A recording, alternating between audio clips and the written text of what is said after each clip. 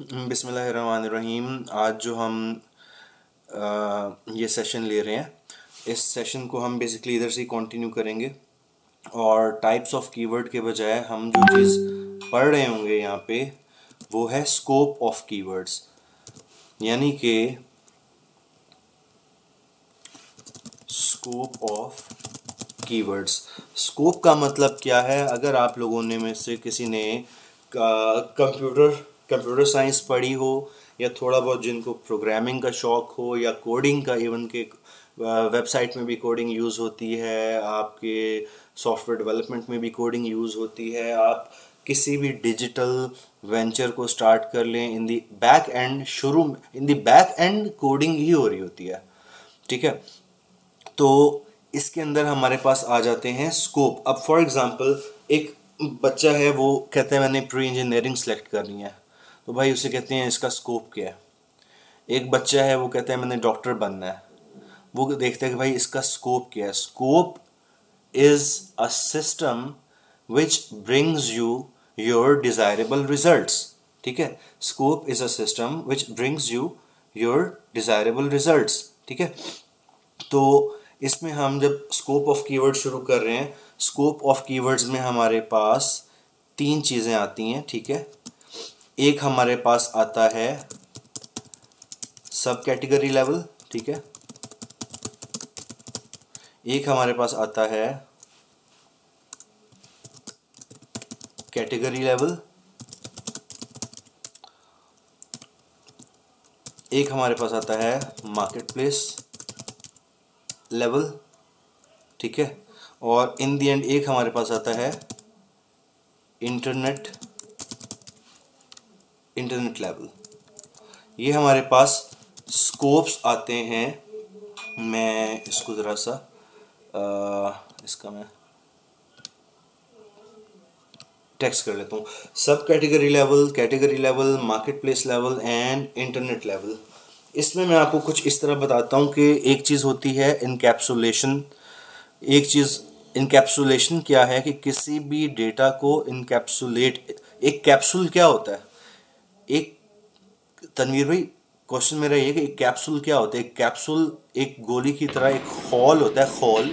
उस हॉल के जी। अंदर एक पाउडर मौजूद होता है। जो असल काम करना है वो उस पाउडर ने करना है, लेकिन ताकि जी। वो पाउडर जो है नमी की वजह से ख़राब ना हो जाए, वो जो दवाई है या पाउडर है वो जो है उसका कहीं कोई कंटेमिनेशन ना आ जाए उसके अंदर, इसीलिए हम उसको एक कैप्सूल या खौल के अंदर उसको हम डाल देते हैं ताकि वो आउटसाइड इन्फ्लुएंस से बच जाए।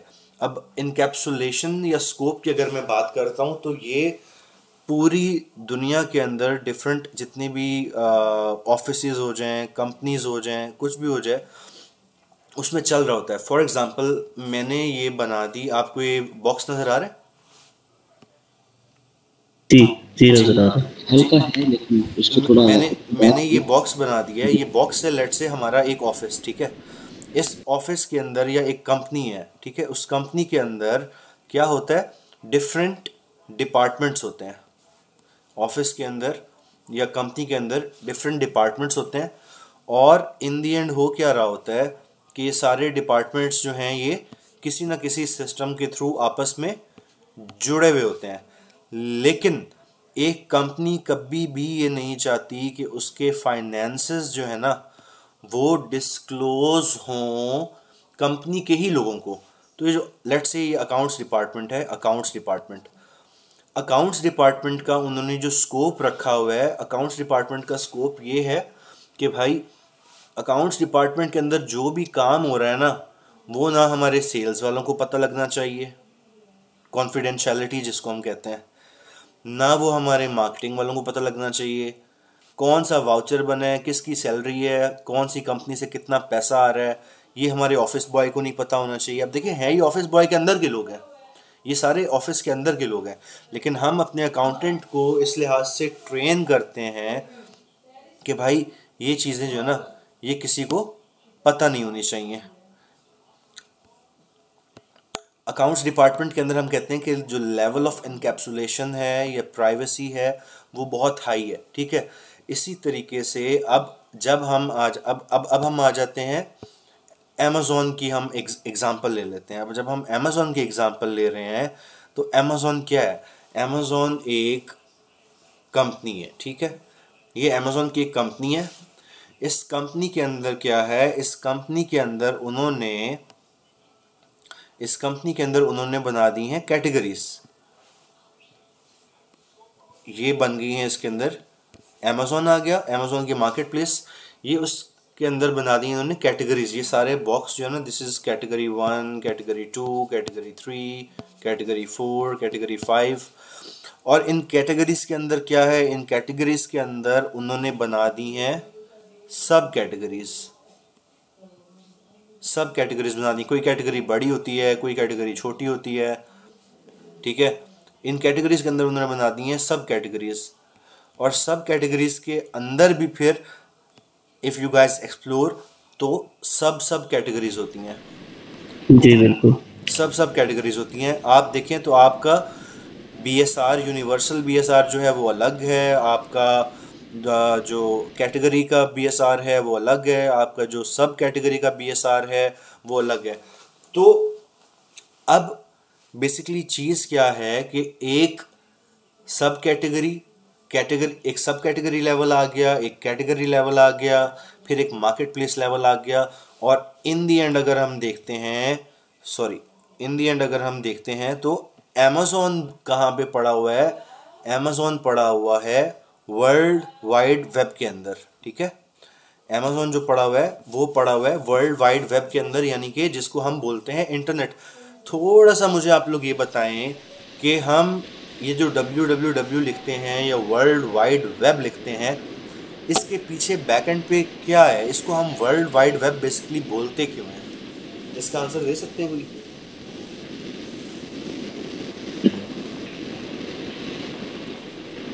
वर्ल्ड वाइड वेब सर तमाम दुनिया का डाटा, या जो डाटा एक किस्म का वो है कि उसमें स्टोर है। सर इस तरह कहेंगे कि पूरी दुनिया में जहाँ जहाँ भी इस नाम इसको थोड़ा सा हम जो है ना इजी करते हैं इस तरीके से कि हम पहले बनाते हैं यहाँ पे, मेरी ड्राइंग बहुत अच्छी है, मैं बचपन से ही ड्रॉ कर रहा हूँ।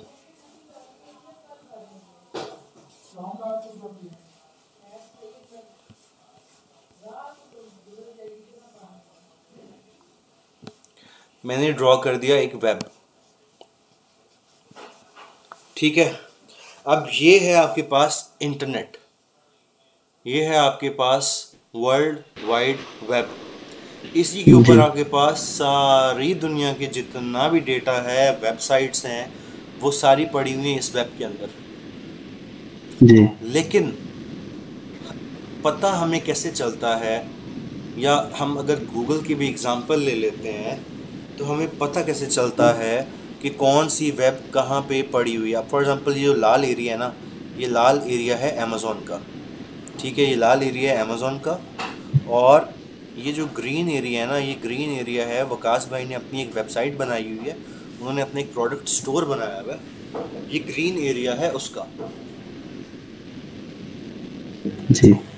होगा क्या, आप जब अपनी वेब पे जाते हैं तो SEO का आपने सुना होगा।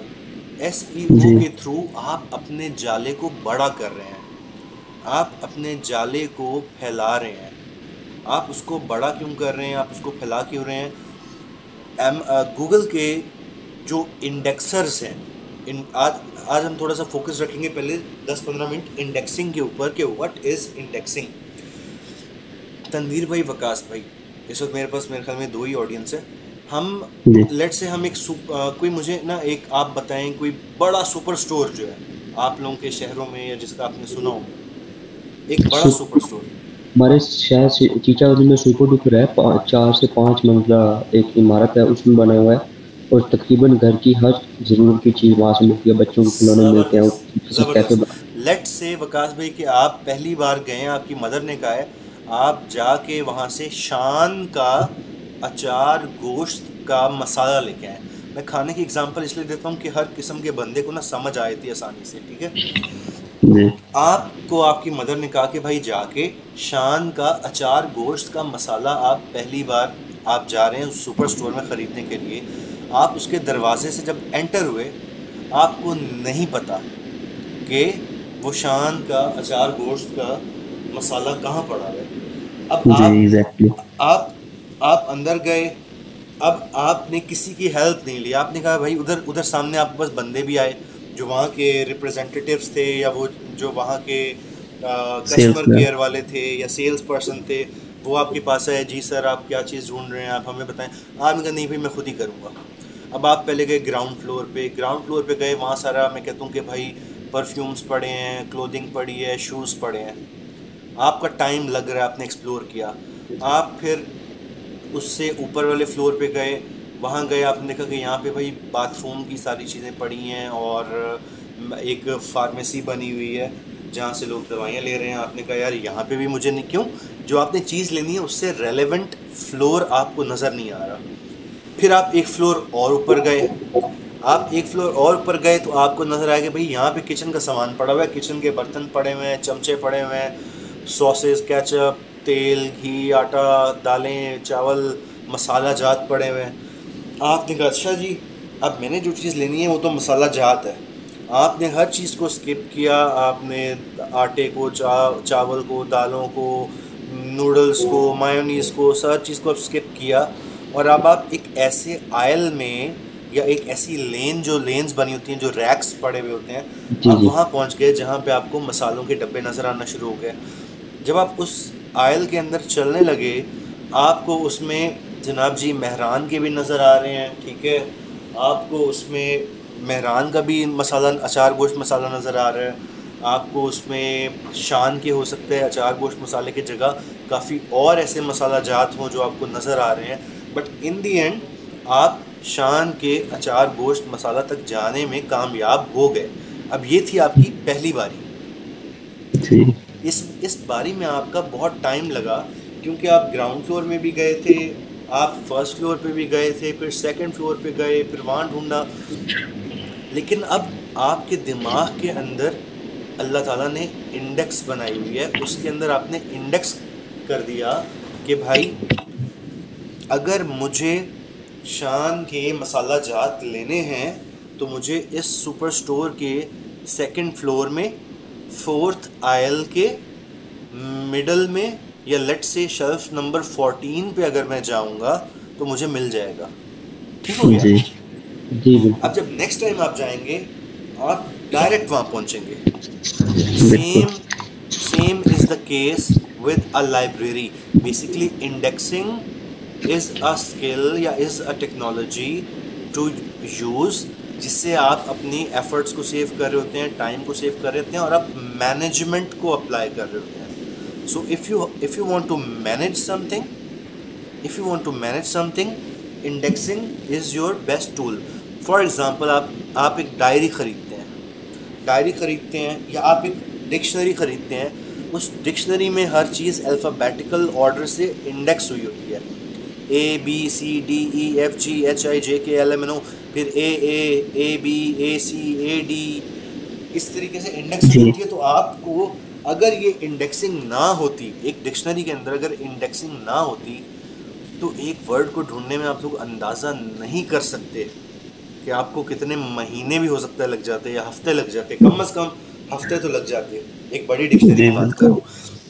तो भाई ये है हमारे पास एक सर्च इंजन का वर्ल्ड वाइड वेब, ठीक है। बेसिकली गूगल एक सर्च इंजन है जो कि पूरे इंटरनेट का जो वेब फैला हुआ है, जो हमारे पास वेब है, उसके अंदर वेबसाइट्स की या होस्टिंग्स की या डोमेन नेम्स की इंडेक्सिंग कर रहा होता है, ताकि ढूंढने हम्म, वालों को कम से कम टाइम के अंदर वो चीज़ मिल जाए, रेलेवेंट चीज़ मिल जाए उनसे, ठीक है। इसी तरीके जी से आप लाइब्रेरी में अगर हम जाते हैं, लाइब्रेरी में आप जाते हैं तो लाइब्रेरी में भी बुक्स के सेक्शंस बने होते हैं। भाई ये वॉर की बुक्स हैं, ये पॉलिटिक्स की बुक हैं, ये बच्चों की बुक्स हैं, ये कुकिंग की बुक्स हैं, ये मैगज़ीन्स हैं, ये हिस्ट्री की बुक्स हैं, ये इस्लामिक बुक्स हैं। तो भाई गूगल जो है ना उसका ये बन गया वर्ल्ड वाइड वेब, और इस वर्ल्ड वाइड वेब के अंदर जो बॉट्स इंडेक्सिंग कर रहे होते हैं उनको क्या बोलते हैं?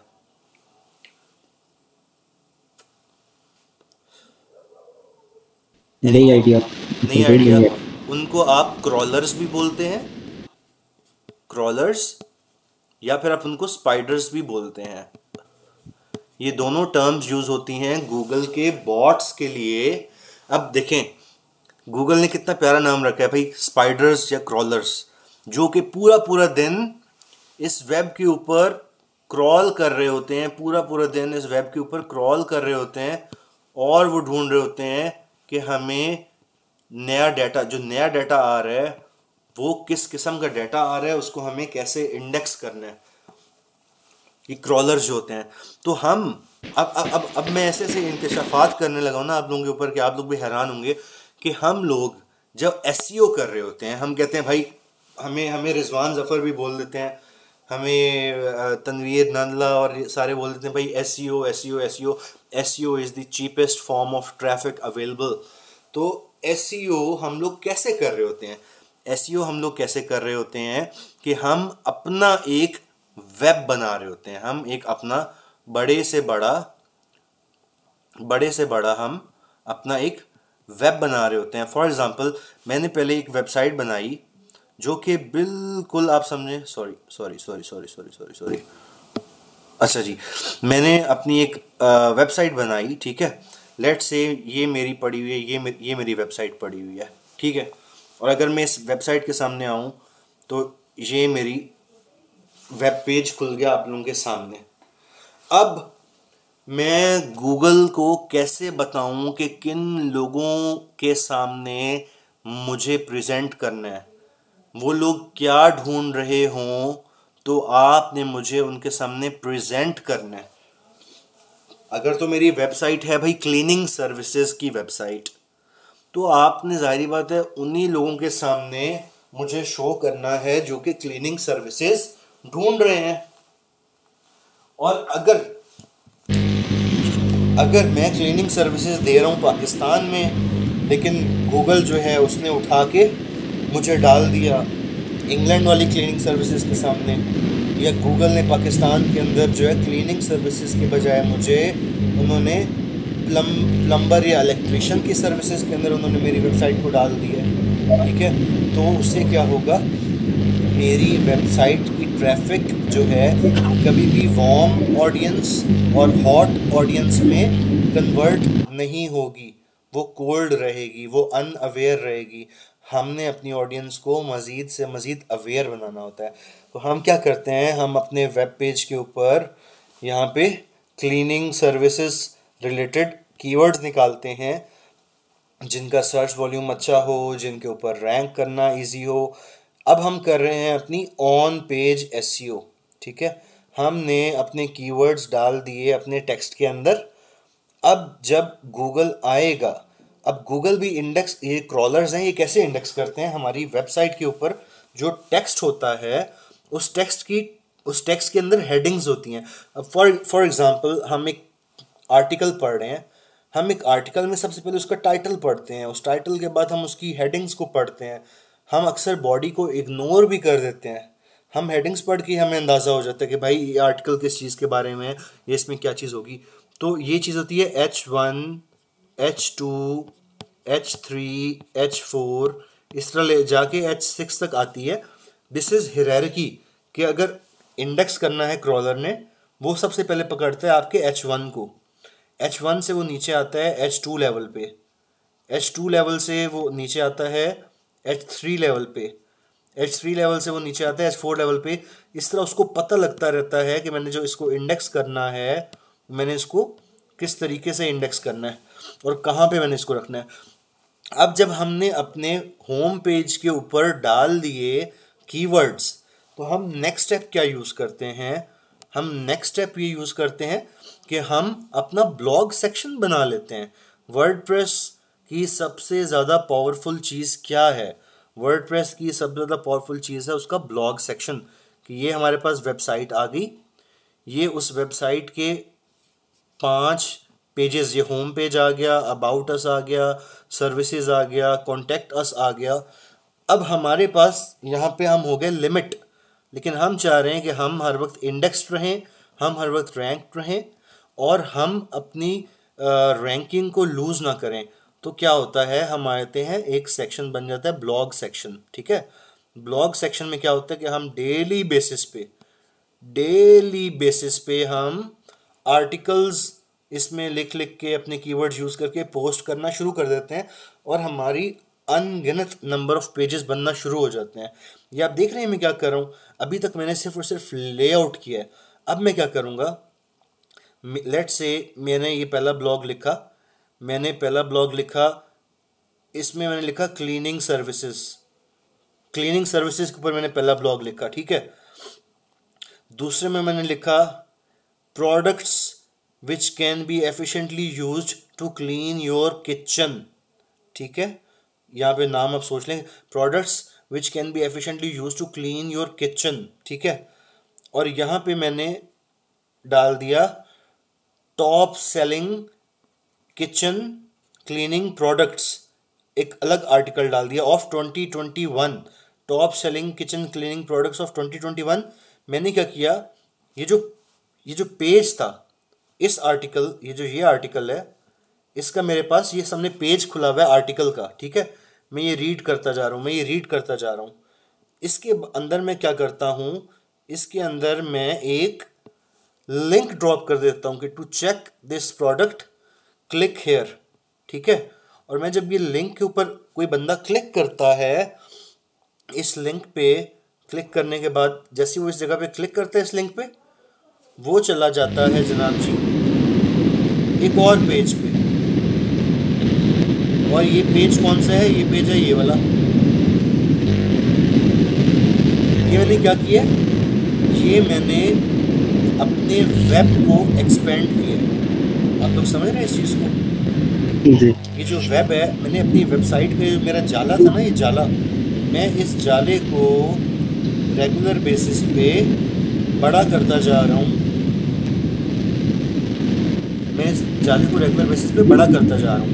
ये सारी चल रही है मेरी ऑन पेज एसईओ। जितना भी मैंने आपको सारी स्कीम बताई है, this is called on page SEO. अभी ऑन पेज एसईओ से हमारा काम ख़त्म नहीं होता, हमें क्रॉलर्स के लिए मज़ीद आसान बनाना है कि कैसे वो हमें इंडेक्स करें। तो हम क्या करते हैं, हम करते हैं बैक लिंक्स और गेस्ट पोस्ट्स। कैसे, लेट्स से ये है कोरा, लेट्स से ये है अमेज़ॉन, या ये चलो ये अमेज़ॉन है, ये कोरा है, ये रेडिट है, ये फेसबुक का कोई ग्रुप पड़ा हुआ है, ठीक है, फेसबुक है। हम क्या करते हैं, हम वहाँ जाके भी अपना गेस्ट पोस्ट करते हैं। हम कोरा पे जाते हैं, अपनी गेस्ट पोस्ट करते हैं, उधर से एक लिंक आ रहा होता है हमारी वेबसाइट की तरफ। हम फेसबुक पे किसी ग्रुप में जाके अपनी क्लीनिंग सर्विसेज के बारे में लिखते हैं, और पेज के ऊपर हमने अपना लिंक दिया होता है, या उस पोस्ट में हमने अपना लिंक दिया होता है, वो आ रहा होता है हमारी वेबसाइट की तरफ। हम रेडिट पे जाते हैं, रेडिट पे जाके हम कोई गेस्ट पोस्ट करते हैं वहाँ से। अब आप देखें कि हम कर क्या रहे हैं, हम अपना जाल फैला रहे हैं।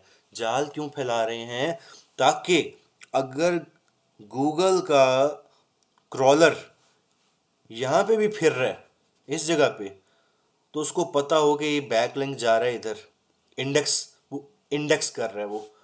अगर गूगल का क्रॉलर यहाँ पे फिर रहा है, उसको पता है कि भाई ये बैक लिंक जा रहा है इधर। सो जितना हम अपने इस वेब को स्प्रेड करेंगे, उतना आसानी से हमारी वेबसाइट इंडेक्स होगी, और उतना आसानी से हमारी वेबसाइट रैंक होगी। याद रखिएगा कि रैंक आप तब तक नहीं कर सकते जब तक आप पहले इंडेक्स ना करें। Same goes with Amazon. अब अमेज़ॉन में क्या है, अमेज़ॉन में हम जो नॉर्मली मैं जो लड़कों से बात करता हूँ और मैं उन्हें कहता हूँ कि यार आप मुझे अपनी कीवर्ड रिसर्च की फ़ाइल्स भेजो, वो जाते हैं, वो हीलियम 10 में जो है उसे रिवर्स एसिन करते हैं, और मुझे उसे एक लिस्टिंग का या मेन कंपेटिटर के भाई कीवर्ड्स निकाल के, आप यकीन करें कि मैं हंसता हूँ, मैं किसी का नाम नहीं लूँगा, लेकिन बड़े बड़े आपके जो 2-3 बड़े ग्रुप्स हैं उनके बूट कैंप स्टूडेंट्स जो 1.5 2-2 लाख रुपए उनको दे चुके हैं कि भाई हम आपको पैसे दे रहे हैं और आप हमें ट्रेन करें, वो मेरे अंडर जॉब करते रहे हैं 15 से 20 हज़ार रुपए के अंदर। और जब मैं उन्हें कहता था कि मुझे भाई ये प्रोडक्ट है, इसकी आप मुझे कीवर्ड रिसर्च करके भेज दो, वो मैंने फाइल ग्रुप में सेंड भी की थी, वो मुझे क्या भेजते हैं भाई, ये कीवर्ड, सॉरी मैं इसको थोड़ा सा मैं इसको थिक कर लेता हूँ। वो मुझे क्या भेजते हैं कि भाई ये कीवर्ड है, ठीक है, इस कीवर्ड की भाई सर्च वॉल्यूम ये है, और सर्च वॉल्यूम को वो हाई टू लो सॉर्ट करा देते हैं। आप यकीन करें कि सिर्फ और सिर्फ वैसे 2 कॉलम्स होते हैं एक्सेल की शीट के अंदर, keyword search volume, keyword search volume, ये कीवर्ड रिसर्च करके मुझे भेजते हैं लोग।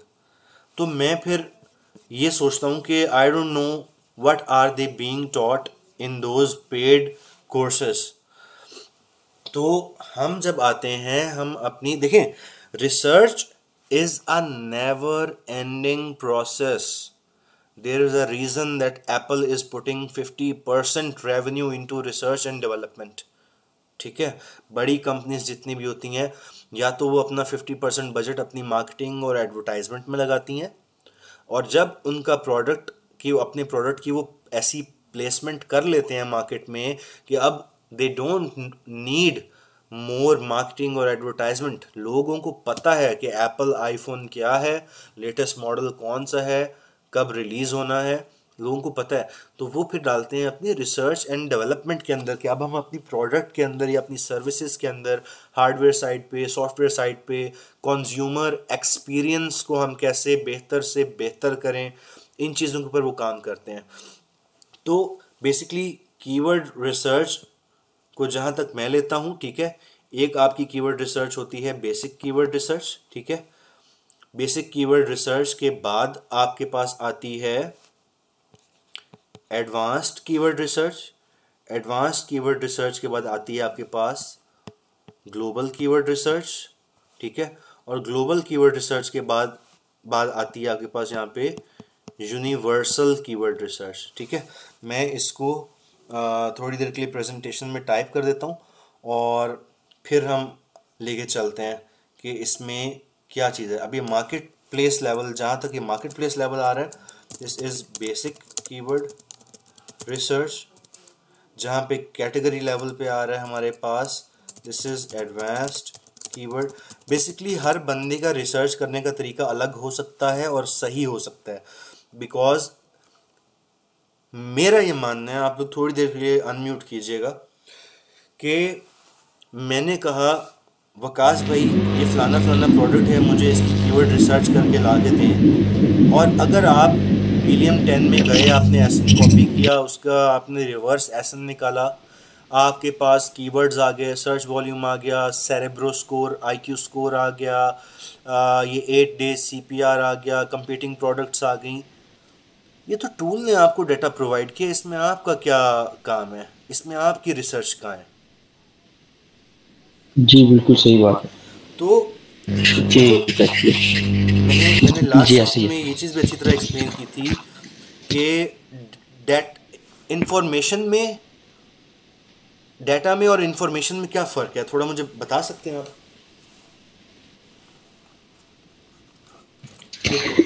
सर डाटा एक्चुअली वो चीज़ होती है जो आपको ऑटोमेटिकली मिल जाता है, और इन्फॉर्मेशन वो होती है जो आपको, आप उस डाटा में से आप उसको ड्राइव करते हैं कि ये डाटा कहाँ पे, कैसे, क्यों, वाई, एग्जैक्टली हाउ वगैरह जो हम उस डाटा में से निकालते हैं उसको हम इन्फॉर्मेशन कहते हैं। जो रिपोर्टिंग हो रही होती है, जो प्रेजेंटेशन हो रही होती है, वो इंफॉर्मेशन लेवल पे हो रही होती है। Data is basically a raw form, उस रॉ फॉर्म को हम कैसे यूज़ करते हैं, ये चीज़ आपके पास आई थी इंफॉर्मेशन में। फॉर एग्ज़ाम्पल, अब मर्दमशुमारी वाले या पोलियो के कतरे वाले आते हैं हर मोहल्ले में, हर शहर में, वो पोलियो पिला के चले जाते हैं। अब मेरे पास डाटा पड़ा हुआ है, अब मुझे इंफॉर्मेशन चाहिए कि 26 अक्टूबर 2021 में DHA फेज़ 2 के सेक्टर ए में जिन बच्चों को पोलियो के कतरे पिलाए गए थे उनमें से कितने बच्चों की उम्र 1 साल से कम है। जब अब हम डेटा में से इंफॉर्मेशन एक्सट्रैक्ट करके उसको स्ट्रक्चर्ड इंफॉर्मेशन बनाएंगे ना, तब हमारे काम की है। तो इस तरह ये लोग तो मुझे मतलब कि मैं उन्हें कहता हूँ कीवर्ड रिसर्च करके दो, वो मुझे आगे से दे देते हैं डेटा, उसमें कोई इंफॉर्मेशन नहीं होती। इसका सबसे बड़ा रियल रियल लाइफ सिनेरियो की अगर हम बात करें तो मैं आपको कहता हूँ कि वकास भी आपने अपवर्क पे अकाउंट बना लिया? जी। आपने अपवर्क पे अकाउंट बनाया हुआ है? नहीं, अभी तक नहीं बनाया नहीं, मैंने। चलें, लेट से आपने फाइवर के ऊपर एक गिग बना दी और उस गिग में आपने लिखा कि I will give you a perfect and most accurate and highly profitable keyword research for your product. आपके पास जी। एक क्लाइंट आ गई, मासूम सी सीधी सादी सी, उन्होंने आके आपको $100 पे कर दिया और आपने उनको कीवर्ड रिसर्च करके दे दी। अब आपने उनको सेरेब्रो से रिवर्स एसन करके दे दिया, वो खुश हो गई। अब जब वो गई, उन्होंने कहा कि मैं अपनी लिस्टिंग लिखवा लेती हूँ, कॉपीराइटर के पास गई, या उन्होंने कहा कि मैं पीपीसी अब अपनी चलाना चाह रही हूँ अपनी लिस्टिंग पे, वो एक पीपीसी स्पेशलिस्ट के पास गई। तो पीपीसी स्पेशलिस्ट ने कहा कि आप मुझे कीवर्ड रिसर्च की फ़ाइल दें जो आपको वकास भाई ने दी है। अब अगर वकास भाई ने उसमें सिर्फ कीवर्ड्स लिखे हुए हैं और आगे उनका सर्च वॉल्यूम लिखा हुआ है, तो पीपीसी वाला तो कहेगा कि दिस इज़ इनकम्प्लीट या inaccurate information and kindly provide me those keywords which have CPC less than $2। तो वो तो परेशान हो जाएगी लेडी, वो तो कहेगी यार मैंने $100 भी दिए इसको वकास साहब को और इन्होंने मुझे कीवर्ड रिसर्च भी करके दे दिए, लेकिन वो तो मेरे किसी काम आ ही नहीं रही। इंटरनेट पे आजकल की डिजिटल दुनिया में सबसे महंगी तरीन चीज़ क्या है? Data, zeros and ones. सबसे ज़्यादा जो कॉस्टली एसेट है that is your data. Facebook, Google, जितने भी एडवर्टाइजिंग प्लेटफॉर्म्स हैं, ये कंपनीज़ को क्या दे रहे हैं? कंज्यूमर्स का डेटा। आप लोग फेसबुक यूज़ कर रहे हैं, आप लोग ट्विटर यूज़ कर रहे हैं, आप लोग इंस्टाग्राम यूज़ कर रहे हैं, आप लोग यूट्यूब यूज़ कर रहे हैं, मुफ्त में यूज़ कर रहे हैं, मुफ्त में यूज़ कर रहे हैं। आप लोगों ने कभी सोचा नहीं यार कि ये कंपनियां कैसे सरवाइव कर रही हैं? हम तो अकाउंट बनाते हैं, मुफ्त में बन जाता है।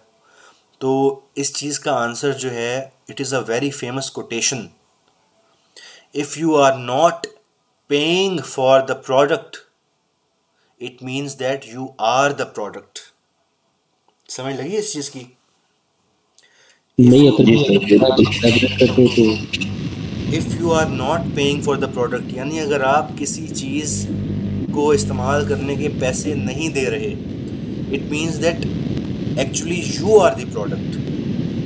क्योंकि हमारा डेटा ही जो है ना वो सबका वो करके कंपाइल उन कंपनीज को दिया जा रहा है, हम खुद प्रोडक्ट हैं। देखा, उन्होंने कोई रिस्ट्रिक्शंस लगाई नहीं भाई, कोई भी बंदा आए अपना फेसबुक अकाउंट बना ले। जी, कोई एग्जैक्टली। अगर तो उनके ये उनको होता कि भाई हमें इतना डेटा नहीं चाहिए हमें, जी।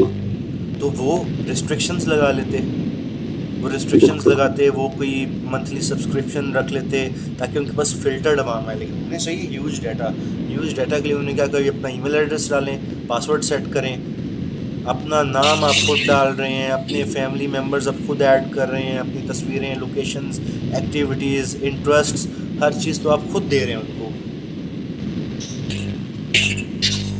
तो जी, बेसिकली बिल्कुल सही। बेसिक कीवर्ड रिसर्च क्या है? बेसिक कीवर्ड रिसर्च वही है जो हमारे भाई जाते हैं सेरेब्रो के अंदर, वो रिवर्स एसन लगाते हैं, वो कीवर्ड्स या सर्च टर्म्स जो भी हैं वो निकालते हैं, ठीक है।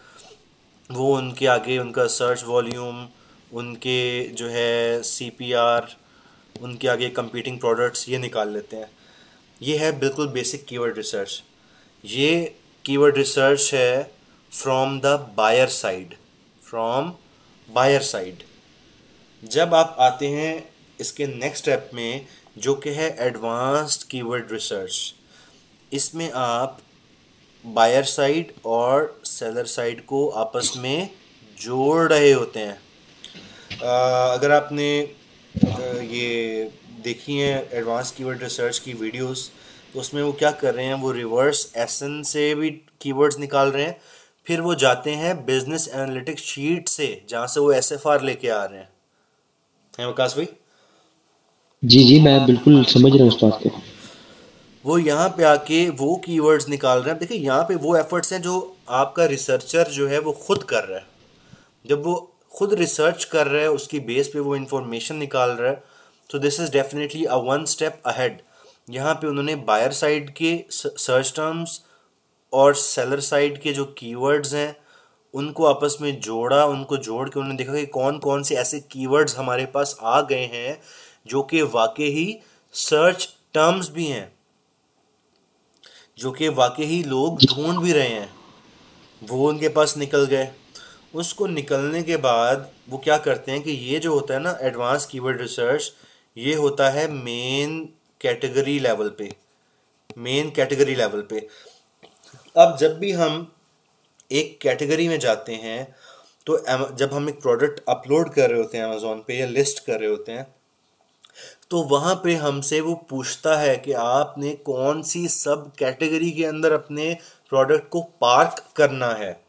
और हर कैटेगरी के अंदर हर सब कैटेगरी के अंदर कंपटीशन अलग है, हर सब कैटेगरी के अंदर रैंकिंग अलग है, हर सब कैटेगरी के अंदर जो इंडेक्सिंग इजी है या डिफ़िकल्ट है, कौन कौन से कीवर्ड्स इस सब कैटेगरी में सही लगेंगे, कौन कौन से कीवर्ड्स इस सब कैटेगरी में सही नहीं लगेंगे, ये अलग है।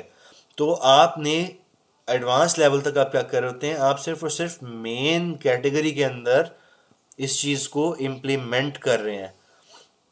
और सिर्फ ये चीज़ नहीं होती, आप अपनी कीवर्ड रिसर्च में ये भी लिखते हैं कि भाई लॉन्ग टेल, शॉर्ट टेल, आप लिखते हैं कि भाई कीवर्ड जो है ये इंफॉर्मेशनल है, ये इन्वेस्टिगेशनल है या ये ट्रांजैक्शनल है। इसको आपने टाइटल में यूज़ करना है, इसको बुलेट में यूज़ करना है, या इसको डिस्क्रिप्शन या बैक एंड सर्च टर्म्स में यूज़ करना है। ठीक है, इस कीवर्ड की सीपीसी कितनी है, इसके कीवर्ड्स के ऊपर हम आरओआई कैसे कैलकुलेट करेंगे, हम कितनी आरओआई अपनी एक्सपेक्ट कर सकते हैं, रैंकिंग में हमें कितनी आसानी होगी। ये बेसिक से हट के चीज़ें आ जाती हैं एडवांस्ड के अंदर। और जब ये एडवांस्ड के अंदर आती हैं तो एडवांस कीवर्ड रिसर्च से जब आप एक स्टेप अहेड जाते हैं ग्लोबल कीवर्ड रिसर्च के अंदर, तो आप क्या कर रहे होते हैं कि बेसिकली ये हमारे पास एक मेन कैटेगरी आ गई, ये इस मेन कैटेगरी के अंदर ये सब कैटेगरीज हैं, तो आप हर सब कैटेगरी के लिहाज से कीवर्ड रिसर्च कर रहे होते हैं। और उससे आपको पता चलता है कि इसमें से कौन सी सब कैटेगरी है जो मुझे सिलेक्ट करनी चाहिए, जहाँ पे मैं इजीली रैंक हो जाऊंगा, और जब मैं रैंक हो जाऊंगा मेरी सेल्स वेलोसिटी ज़्यादा हो जाएगी, तो मैं इजीली प्रॉफिटेबल हो जाऊंगा। ये चीज़ आती है ग्लोबल कीवर्ड रिसर्च के अंदर। और यूनिवर्सल कीवर्ड रिसर्च के अंदर क्या आता है, इसके अंदर आप ऑन अमेज़ॉन और ऑफ अमेज़ॉन, आप गूगल कीवर्ड प्लानर से स्टार्ट करते हैं, गूगल कीवर्ड प्लानर से आप स्टार्ट करते हैं, और आप ऑफ अमेज़ॉन के भी सर्च टर्म्स निकालते हैं, कीवर्ड्स निकालते हैं, आप ऑन अमेज़ॉन के भी निकालते हैं।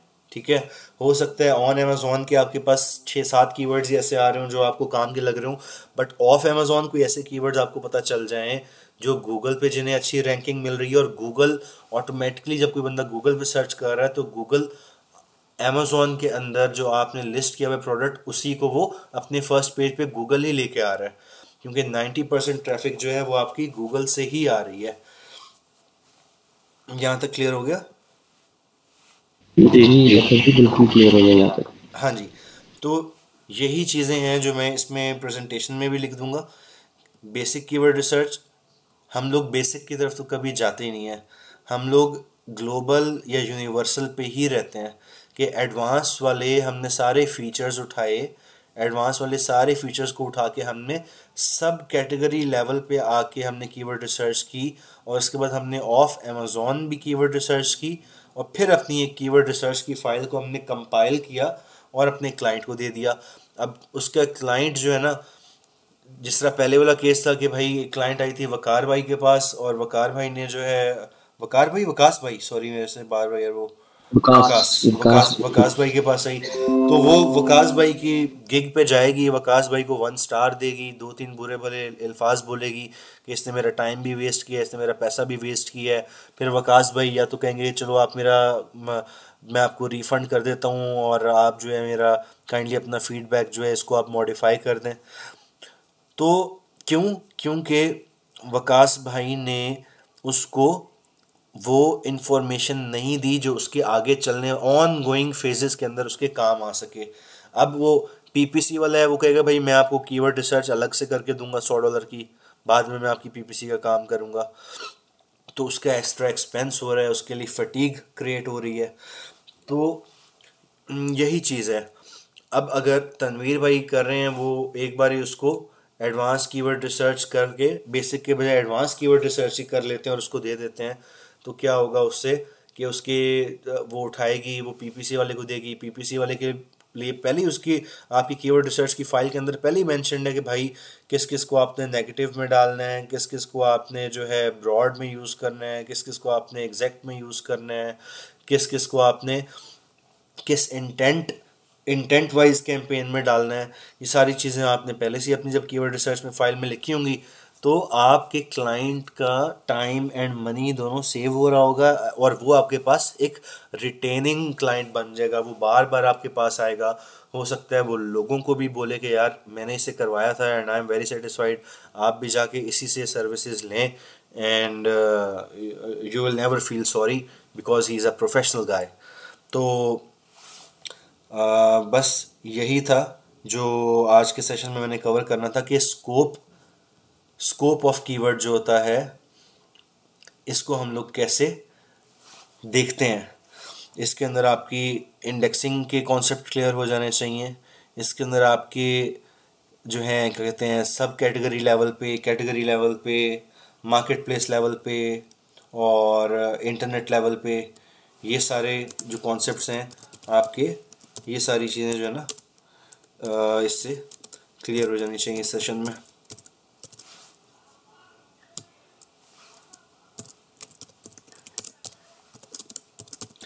इंशाल्लाह अगले सेशन के अंदर मैंने, क्योंकि जो पिछला सेशन है आप उसकी वीडियो ज़रूर देखिएगा, क्योंकि उसमें मैंने प्रैक्टिकली अमेज़ोन खोल के, और उसमें मैंने मेरे क्लाइंट का एक प्रोडक्ट है वो निकाल के मैंने जो है उसमें एक्सप्लेन करने की कोशिश की है, ताकि लोगों को सही तरीके से समझ आए कि कीवर्ड्स क्या है, क्यों यूज़ हो रहे हैं, कैसे यूज़ हो रहे हैं। और आज में हमने उन कीवर्ड्स के स्कोप को डिस्कस करना था कि कीवर्ड रिसर्च का या कीवर्ड का स्कोप क्या होता है, हमने ये चीज़ डिस्कस करनी थी। अब जो अगला सेशन होगा हमारा इंशाल्लाह, उसमें हम प्रैक्टिकली टूल्स के ऊपर इम्प्लीमेंट करके हम लोग कीवर्ड रिसर्च करेंगे। पहले हम एक बेसिक कीवर्ड रिसर्च करेंगे, बेसिक कीवर्ड रिसर्च के बाद हम उसको एडवांस में कन्वर्ट करेंगे, एडवांस में कन्वर्ट करने के बाद हम उसको ग्लोबल और यूनिवर्सल लेवल्स पे भी करेंगे, ताकि सबको ये चीज़ जो है ना क्लियर हो जाए। और कीवर्ड्स ऐसे हैं कि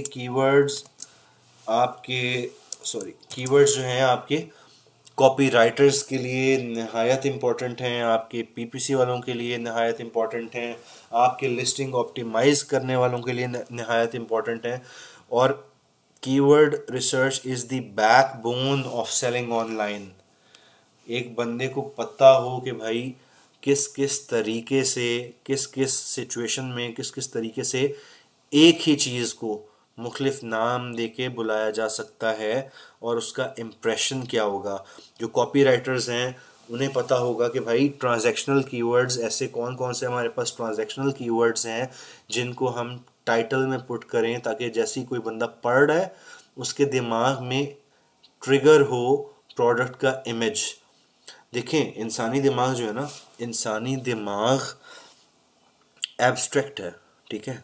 एब्स्ट्रैक्ट इस तरीके से कि फॉर एग्जांपल मैं बोलता हूँ एप्पल, एप्पल मैंने बोला एप्पल, आप लोगों के दिमाग में एप्पल की इमेज बनी होगी, एप्पल के स्पेलिंग्स नहीं आए होंगे, पहले इमेज बन। अब मैं फॉर एग्जाम्पल बोलता हूँ एलिफेंट, आप लोगों के दिमाग में एलिफेंट की इमेज बनी होगी, एलिफेंट के स्पेलिंग्स नहीं आए होंगे। तो इसी तरीके से जब मैं बोलता हूँ गार्लिक प्रेस, मेरे दिमाग में गार्लिक प्रेस की इमेज आती है, उसकी यूटिलिटीज़ आती हैं। अगर मैं बोलता हूँ garlic press with rubber grips, मेरे पास मेरे दिमाग में रबर ग्रिप्स वाला एक गार्लिक प्रेस की इमेज आती है, ठीक है।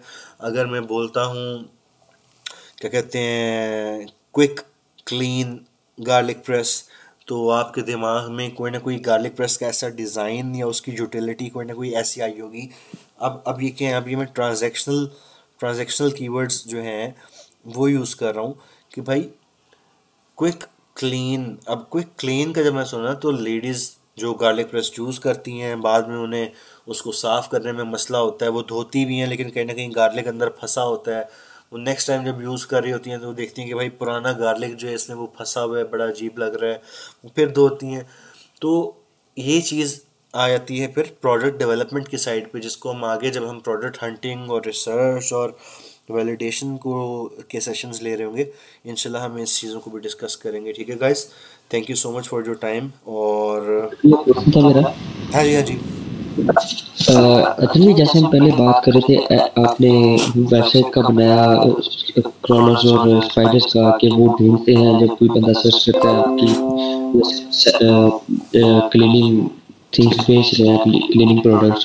जी जी तो मैंने एक बंदे से सुना था, वैसे मैं वेबसाइट बनाता नहीं हूँ ना, मुझे पता है जी जी। कि वो कहता है यार हमारी वेबसाइट खोलने का टाइम जो है ना वो कम है, तो मतलब ज्यादा है स्टोरी, ज़्यादा मतलब है। आपको लेट खुलती है, तो इसका मतलब यही है कि उसकी सही तरह इंडेक्सिंग नहीं हुई, क्रॉलर्स ज्यादा जल्दी ढूंढ नहीं सकते, नहीं, मैं क्यों इसके ऑप्टिमाइज। पीछे बेसिकली गूगल रैंकिंग जो है ना, आपका website load time is one of the very important factor, ठीक है, जिससे आपकी गूगल रैंकिंग के ऊपर इम्पैक्ट पड़ता है।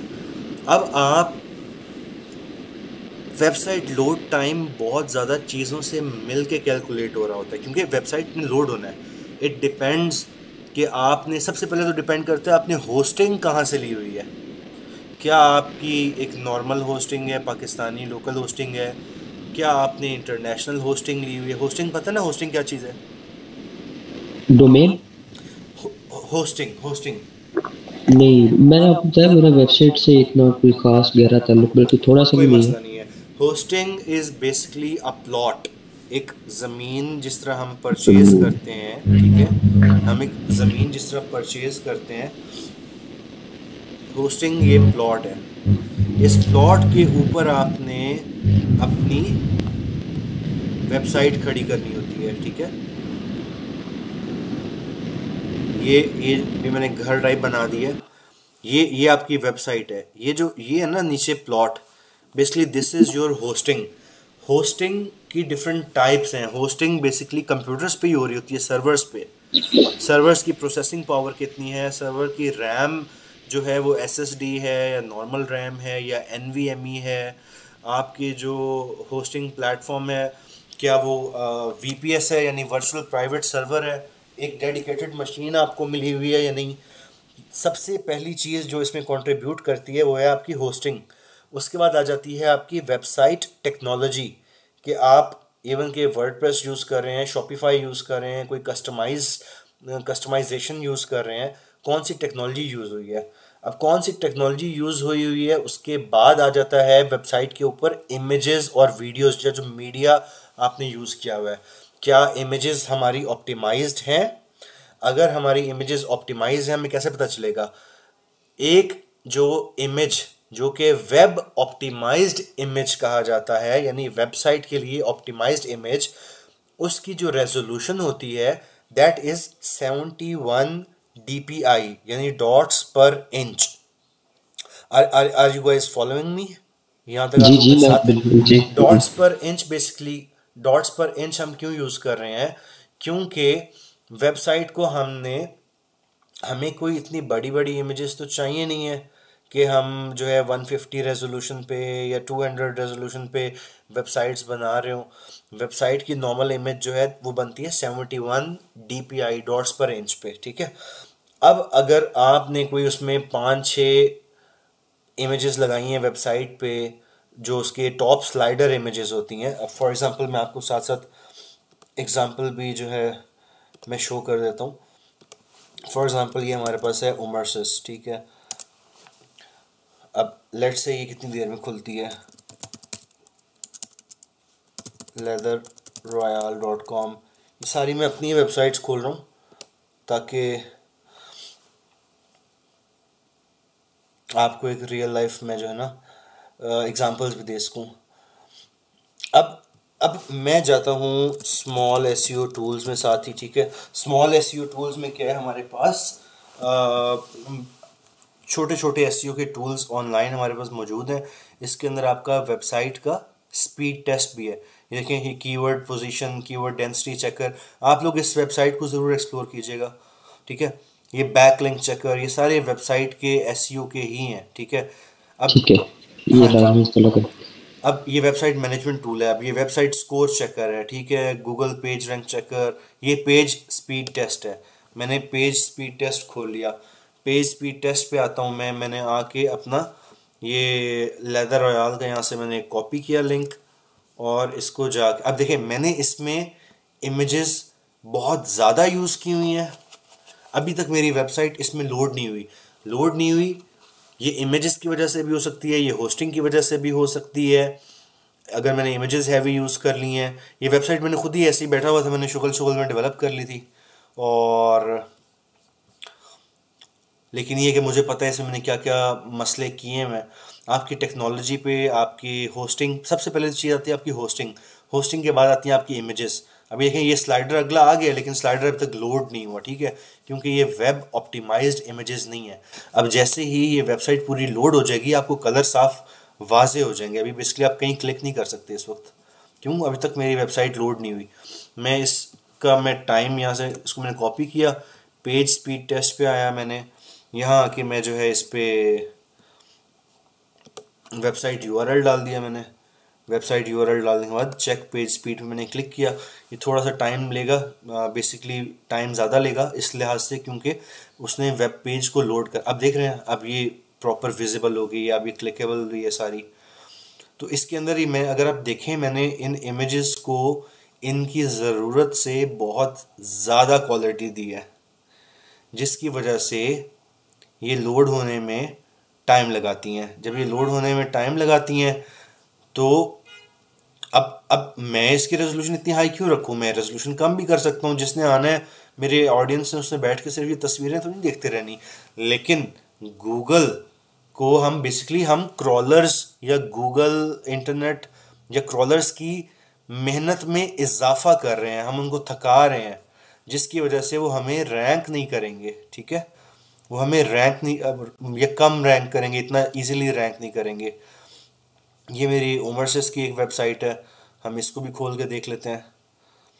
ये असल में मैंने जो स्क्रीन रिकॉर्डर लगाया ना, वो काफ़ी रैम लेता है, जिसकी वजह से जो है मेरा अपना शायद लैपटॉप के ऊपर भी लोड, और ये बहुत सारी चीज़ों पर डिपेंड करता है। मेन जो है ना, that is your hosting, the technology being used, और तीसरी चीज़ आपकी वेबसाइट की। अब स्पीड किस किस चीज़ पे डिपेंड कर रही है, वो सारे रिजल्ट्स इसने आपको यहाँ निकाल के दे देने हैं, ठीक है।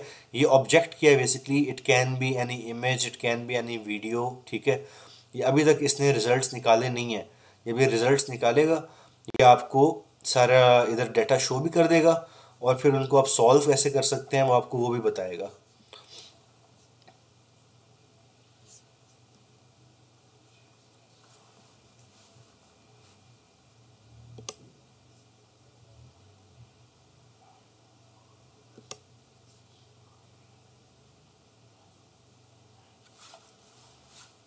अच्छा सर, मुझे एक और बात वकास भाई की उससे जहन में आई। वो कह रहे थे कि क्रॉलर्स उसी वक्त वो ढूंढ रहे होते हैं या वेबसाइट या, लेकिन वो तो इंडेक्सिंग पहले कर चुके होते हैं ना, उस वक्त जब हम सर्च कर रहे होते हैं उस वक्त तो नहीं वो ढूंढ रहे होते वेबसाइट को या उसको।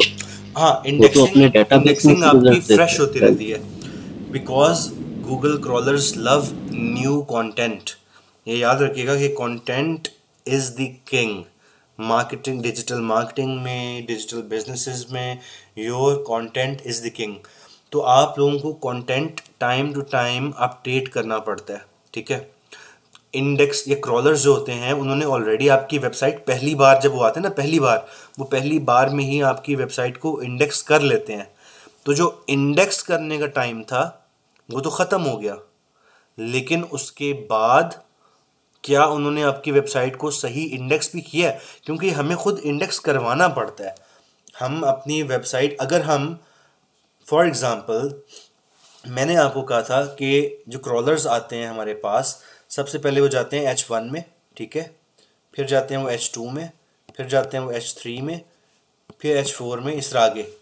लेट्स से कि हमने H1 खाली छोड़ा हुआ है, कोई डेटा डाला ही नहीं हुआ, तो डायरेक्ट वो आएंगे H2 पे, और H2 पे आके वो कॉन्फ्यूज़ हो जाएंगे, क्योंकि उन्हें H1 खाली मिला है।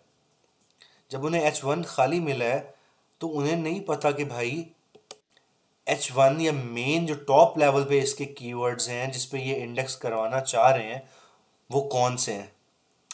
इंडेक्सिंग का जो टाइम है वो तो आपका फर्स्ट टाइम में लग गया, सेकंड टाइम भी जब आएंगे। अब इसी तरह मैं लैपटॉप की बात करता हूँ।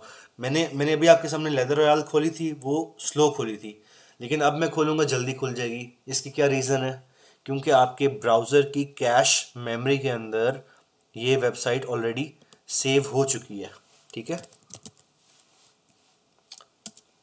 अगर आप इनकॉग्निटो में खोलेंगे, इनकॉग्निटो में जो है देर से खुलेगी, क्योंकि इनकॉग्निटो मोड में कोई डाटा सेव नहीं हो रहा होता।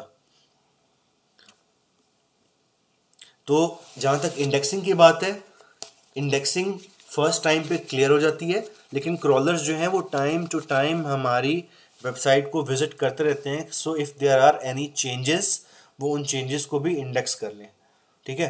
तो पहली बार में आए, उन्होंने इंडेक्स कर लिया, लेकिन उसके बाद आपकी होस्टिंग, आपका जो है होस्टिंग की टेक्नोलॉजी या स्पेक्स के हैं आपके सर्वर का, जहाँ पे आपने अपनी वेबसाइट होस्ट की हुई है, आपकी टेक्नोलॉजी आप कौन सी यूज़ कर रहे हैं। PHP को लोग यूजली फास्ट बोलते हैं, ठीक है।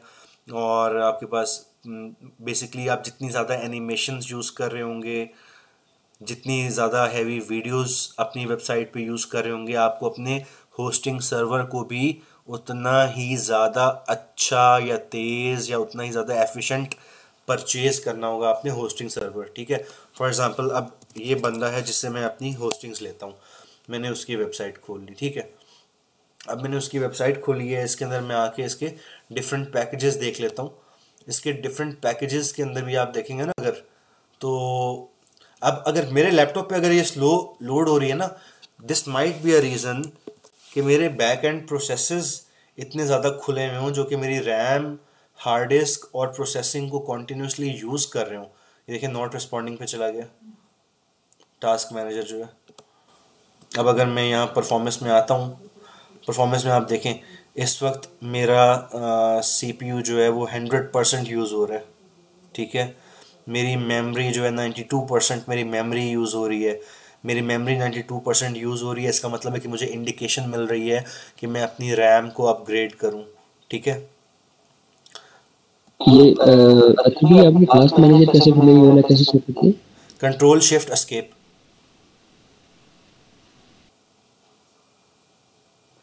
अब देखें मेरी यहाँ पे 100% मेरा CPU जो है ना वो यूज़ हो रहा है। इसका मतलब ये है क्योंकि मैंने कोई बहुत ज़्यादा CPU इंटेंसिव एप्स खोली हुई हैं। आप देखें ये क्रोम के 36 प्रोसेसेस चल रहे हैं इस वक्त, ये सारे थ्रेड्स, इनको बोलते हैं थ्रेड्स। क्रोम के 35-36 प्रोसेसेस चल रहे हैं। उसके अलावा जो मेरा मेन CPU ले रहा है दैट इज़ OBS स्टूडियो, जो मैंने रिकॉर्डिंग के लिए, ये नीचे देखें ये ब्लैक वाला जो है, ये मैंने स्क्रीन रिकॉर्डिंग या सेशन रिकॉर्डिंग के लिए मैंने सॉफ्टवेयर खोला हुआ है जो मेरी पूरी स्क्रीन को रिकॉर्ड कर रहा है। मेरा ये सब ले, तो इस वक्त यानी कि पेज जो लोड हो रहा है उसका मसला या उसका डिले जो है वो इन हाउस भी है। इन हाउस मीन्स कि मेरे अपने सिस्टम, मेरा अपना इंटरनेट, ठीक है।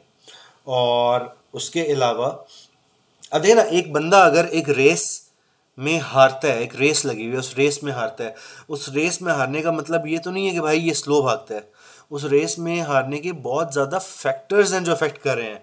हो सकता है उसका शू टाई ना हो, सही तरह बंधा हुआ ना हो सकता है उसके शू के सोल में कोई मसला हो सकता है वो आदी हो घास में भागने का और उसको बजरियों पे या पत्थरों पे भागने की आदत ना हो जहाँ वो भाग रहा है। हो सकता है उसके सर में दर्द हो सकता है उसकी टांग में दर्द हो, ठीक है। बहुत सारे इश्यूज हो सकते हैं, हो सकता है बाकी, हो सकता है वो बंदा बहुत अच्छा भाग रहा है लेकिन बाकी सारे उससे भी अच्छा भाग रहे हैं, समझ रहे हैं ना। तो अमेजोन पे भी यही है, आपके कुछ कंपेटिटर्स जो हैं वो आपसे अच्छा भाग रहे हैं, आप तो बहुत अच्छा भाग रहे हैं, लेकिन आपके वो कंपेटिटर्स आपसे भी ज़्यादा अच्छा भाग रहे हैं। भागने का मतलब है ऑपरेशंस साइड को हैंडल करना, मैनेज करना, अकाउंट को, पूरी ओवरऑल सेलिंग को मैनेज करना। अब ज़रूरी नहीं है कि आप बुरे हैं, इसका मतलब है कि बाकी भी लोग अच्छे। अब ये मैं होस्टिंग के अंदर आ गया, ये इनके होस्टिंग के पैकेजेस हैं, ये हम देख लेते हैं। शेयर्ड होस्टिंग है, डिलक्स होस्टिंग है, एडवांस डिलक्स होस्टिंग है, ई कॉमर्स होस्टिंग है, इन्होंने ये पैकेजेस बनाए हुए हैं। अब शेयर्ड होस्टिंग और डिलक्स होस्टिंग के अंदर स्पेक्स का आता है। हो सकता है कि मैं जो होस्टिंग यूज़ कर रहा हूँ उसके अंदर 2 GB, उस सर्वर में 2 GB रैम लगी है और वो शेयर्ड सर्वर है, उस पर और भी वेबसाइट्स चल रही हैं, और भी लोगों की होस्टिंग चल रही हैं। VPS होता है वर्चुअल प्राइवेट सर्वर, वो सिर्फ और सिर्फ आपका होता है। बेसिकली अच्छे SEO के रिजल्ट्स के लिए, अच्छे स्पीड के लिए आप लोग हमेशा VPS को प्रेफर करते हैं, ठीक है। अब आई डोंट नो इसने क्यों ये रिजल्ट शो नहीं किए, लेकिन इतना कोई है नहीं, आप लोग यहाँ से इजीली जाके जो है चेक कर सकते हैं यहाँ पे। अच्छा गाइस, और कोई क्वेश्चंस?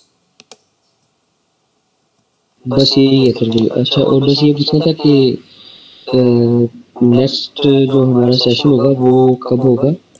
देखिए, मेरी तो शुरू से यही कोशिश है, और मैं पहले भी तकरीबन 1 डेढ़ साल से हमारी एक कम्युनिटी थी, और हम लोग सेशंस दे रहे होते थे, ट्रेनिंग सेशंस, जो नए न्यूबीज बच्चे आते हैं उनको। तो यूजुअली हम लोग पहले तो डेली बेसिस पे सेशंस रखते थे, लेकिन अब क्या हो गया है कि अब हमारे सेशंस की पहले सिर्फ और सिर्फ लर्निंग सेशंस होते थे, अब हमारे क्लाइंट्स के साथ सेशंस होते हैं। हमारे पास जो क्लाइंट्स आने वाले हैं, जो जिनको हमने ऑन बोर्ड करना है, उनके साथ सेशंस होते हैं। जो ऑलरेडी हमारे पास हैं उनके साथ सेशंस होते हैं। डिफरेंट मार्केटिंग एजेंसीज वालों के साथ सेशंस होते हैं। और तो इतना वो, और साथ साथ फिर टीम भी ट्रेन करनी है, अपने काम भी करने हैं। तो सेशंस को मैंने सिर्फ और सिर्फ सैटरडे पे ले आया हूँ मैं, कि सैटरडे को 2 घंटे, 2.5 घंटे, 3 घंटे का हम एक सेशन करेंगे, जो कि PL plus brand building. Brand building में आपके पास कंटेंट राइटिंग भी आ जाती है, ब्रांड बिल्डिंग में आपके पास ग्राफिक्स भी आ जाती हैं, UI UX भी आ जाता है, आपके पास SEO भी आ जाती है, आपके पास सोशल मीडिया मार्केटिंग भी आ जाती है। लेकिन हम लेके चलेंगे कीवर्ड रिसर्च से, क्योंकि कीवर्ड रिसर्च आपकी वेबसाइट में भी यूज़ हो रही है, आपकी अमेज़ॉन में भी यूज़ हो रही है, आपके वो नॉन अमेज़ॉन वेंचर्स में भी यूज़ हो रही है। तो कीवर्ड रिसर्च पकड़ेंगे, कीवर्ड रिसर्च के बाद हम कोशिश करेंगे कि PL के साथ स्टिक रहें, PL के साथ थोड़े अरसे तक के लिए स्टिक रहें, जब तक कि हम लोग लॉन्चिंग एंड रैंकिंग फेज़ में से गुजर जाते हैं। जब ये नॉर्मल जो हमारा, कि भाई कीवर्ड रिसर्च की, कीवर्ड रिसर्च के बाद सोर्सिंग को डेफिनेटली मैं स्किप करूँगा, क्योंकि सोर्सिंग मुझे खुद ना तो इतनी, लेकिन हम ये ज़रूर देखेंगे कि स्मार्ट सोर्सिंग करके हम कैसे अपनी प्रॉफिटेबिलिटी को या प्रॉफिट्स को इंक्रीज़ कर सकते हैं, ठीक है। हम स्मार्ट डिसीजंस कैसे ले सकते हैं सोर्सिंग में, ये चीज़ हम ज़रूर देखेंगे, ठीक है। कि सोर्सिंग या प्रोडक्ट की फाइनलाइजेशन या वैलिडेशन के अंदर जो है सोर्सिंग से क्या क्या चीज़ें कॉन्ट्रडिक्ट हो रही हैं, हम वो देख लेंगे। उसके बाद हम आ जाएंगे अपने प्रोडक्ट हंट और रिसर्च और वैलिडेशन पे, और उसके बाद हम आ जाएंगे अपने लॉन्च एंड रैंक स्ट्रेटजीज़ पे। अकाउंट मैनेजमेंट मैं समझता हूँ कि आप लोगों को आइडिया होगा ऑलरेडी, अगर नहीं होगा तो वो तो ऐसी चीज़ है कि आप डे टू डे क्वेश्चंस करें, वो क्वेश्चन आंसर्स कभी ख़त्म नहीं होते, कि भाई फ़लाना एरर आ रहा है हम क्या करें, ये मसला आ रहा है हम क्या करें। लेकिन एक जो पाथवे मैंने बनाया हुआ है वो यही है कि we will start from keyword research, और कीवर्ड रिसर्च से ले जाके हम PPC या एडवर्टाइजमेंट के एंड तक इस चीज़ को देखेंगे, ठीक है। और उसके बाद डेफिनेटली कुछ ऐसे भी सेशंस होंगे जहाँ पे फिर मैं अमेज़ॉन पीएल से हट के हम होलसेल के ऊपर भी सेशंस करेंगे। तारिक से मैं बोलूँगा कि वो सेशन कर ले। होलसेल मॉडल मुझे तो बहुत पसंद आया है पर्सनल यूज़ के लिए भी। और मैं तो जितने भी छोटे छोटे मेरे पास बंदे छोटे मोटे इन्वेस्टर्स फिर रहे होते हैं, मैं उन्हें यही सजेस्ट करता हूँ that always start from wholesale. और होलसेल से ही जब आपके पास रेवेन्यू आ जाए, आपकी मर्ज़ी है फिर आप उसे पीएल स्टार्ट कर लें या ड्रॉप शिपिंग स्टार्ट कर लें, या आप जो भी व्हाट्सएवर ब्रांड बिल्डिंग का फोकस करना चाहते हैं उस तरफ आ जाएं। तो आई गेस दैट्स इट तो फॉर। जी जी वही मैं ये पूछना चाह रहा था कि जब हम टूवर्ड्स ब्रांड बिल्डिंग होंगे तो जाहिर बात है उसमें हम एसईओ ऑप्टिमाइजेशन के साथ साथ जो सेल्स फनल्स क्रिएट करते हैं उसको हम लाजमी सीखेंगे। और इसके साथ साथ जो हम एक निच विद इन निच बनाते हैं, ये चीज़ें ये मेरे ख्याल में होंगी उसमें, एम आई राइट? डेफिनेटली ये आपके प्रोडक्ट हंटिंग के फेज़ के अंदर ही हम इस चीज़ को डिस्कस करेंगे। जो प्रोडक्ट एवेल्युएशन है हम उसी फेज़ के अंदर ही इस चीज़ को डिस्कस करेंगे। ठीक है सर। जी चलें गाइस, ख्याल रखिएगा। अल्लाह हाफिज़। ओके तो ये बहुत मज़ा आया आपके साथ सेशन करके जी और बहुत इंटरेस्टिंग था। अल्लाह हाफिज़। जी अल्लाह हाफिज़।